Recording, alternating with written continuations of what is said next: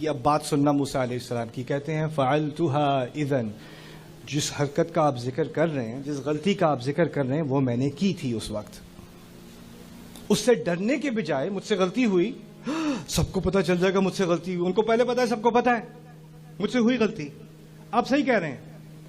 لیکن فرعون نے یہ بات پہلے نہیں کہی تھی، فرعون نے یہ بات دوسری کہی تھی۔ پہلی بات کہی تھی ناشکری والی، نافرمانی والی، بدتمیزی والی، وہ پہلی بات تھی۔ لیکن موسیٰ کو اس بات کا احساس ہے علیہ السلام کہ اصل جو بڑا مسئلہ ہے وہ قتل والا مسئلہ ہے، کیس والا مسئلہ ہے، تو بڑی بات کو پہلے سامنے لے کے آتے ہیں۔ اس سے ایک بات یہ بھی سامنے آتی ہے کہ وہ جذبات میں نہیں ہے، وہ بھی عقلی بات کر رہے ہیں ابھی تک۔ اور وہ آگے سے فرعون کو کہتے ہیں ہاں میں نے کی تھی، وَأَنَا مِنَ الضَّالِّينَ، اور اس وقت میں کنفیوز تھا۔ ضال کے معنی ہم اردو میں ہمیشہ گمراہ کر دیتے ہیں، وہ ہمیشہ گمراہ نہیں ہوتے۔ ضلع کے معنی میں کنفیوژن کے معنی بھی آتے ہیں، کسی چیز کو صحیح سے نہ سمجھ سکا ہو کوئی تو اس کو بھی ضال کہا جاتا ہے۔ تو اس وقت میں کنفیوز تھا، مجھ سے واقعی غلطی ہوئی۔ اور پھر کیا کہتے ہیں، عجیب بات، فَفَرَرْتُ مِنْكُمْ لَمَّا خِفْتُكُمْ، اور اس کے نتیجے میں میں تم سب سے بھاگ گیا تھا۔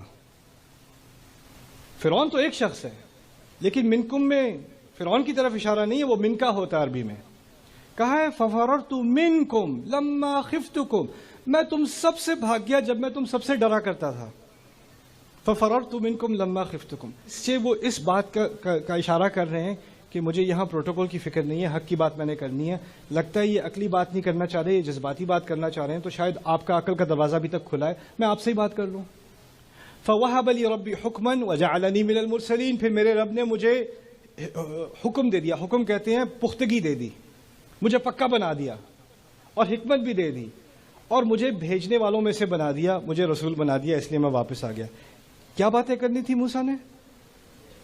دو باتیں۔ پہلی بات کیا تھی؟ رسول۔ دوسری بات کیا تھی؟ اب دیکھا، کہا ہاں میں نے کی تھی، پھر میں بھاگ گیا، پھر مجھے رسول بنا دیا، میں واپس آ گیا۔ اپنے پوائنٹ پہ واپس آ گئے۔ پہلے پوائنٹ پہ کتنے پوائنٹ رہ گئے؟ ایک اور رہ گیا، بنی اسرائیل والی بات۔ کہتے ہیں وَتِلْكَ نِعْمَةٌ تَمُنُّهَا عَلَيَّ أَنْ عَبَّدْتَ بَنِي اسرائیل، واقعی حق تو یہ ہے کہ آپ نے میرے اوپر بڑا احسان کیا ہے، بڑی آرام سے میری زندگی یہاں پہ گزری ہے۔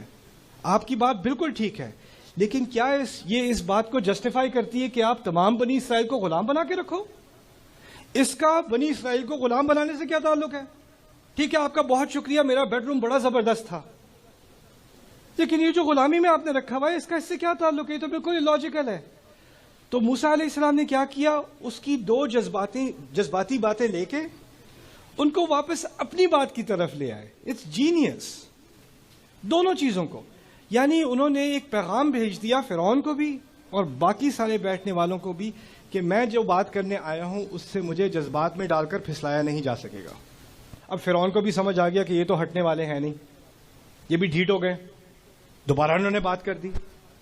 تو آگے سے پھر کہا کہ اب اس کو کیسے ڈیل کیا جائے، تو وہ کہتے ہیں، فرعون کہتا ہے قال فرعون وما رب العالمین، کیا رب العالمین؟ دوسری ٹیکٹک اس کی، وہ بھی بہت سارے لوگ استعمال کرتے ہیں، لاہور میں نہیں صرف ملتان میں،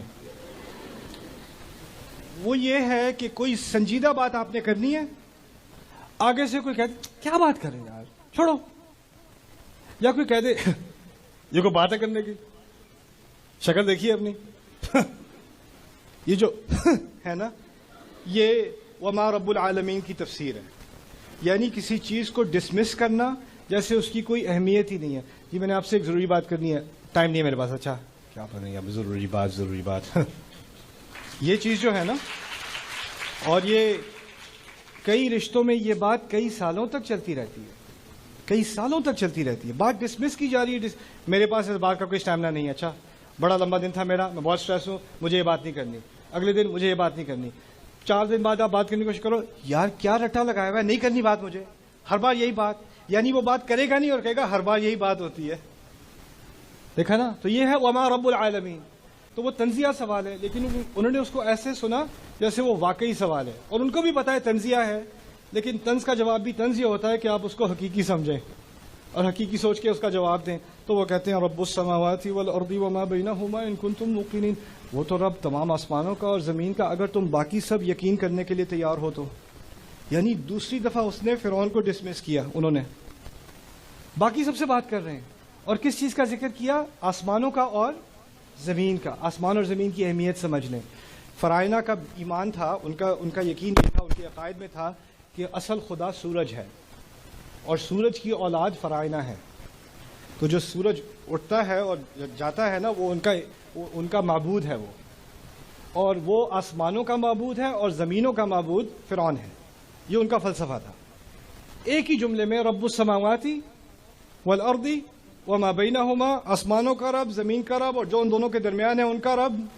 اگر تم باقی لوگ عقلی بات کی بنیاد پر یقین کرنے کو تیار ہو، میں اس رب کی طرف سے آیا ہوں جو آسمان کا بھی رب ہے اور زمین کا بھی. یعنی نہ یہ آسمان کا رب ہے اور نہ اس کے باپ دادا زمین کے، نہ یہ زمین کا رب ہے نہ اس کے باپ دادا آسمان کے رب ہیں. ان کا پورا فلسفہ توڑ دیا ایک جملے میں انہوں نے.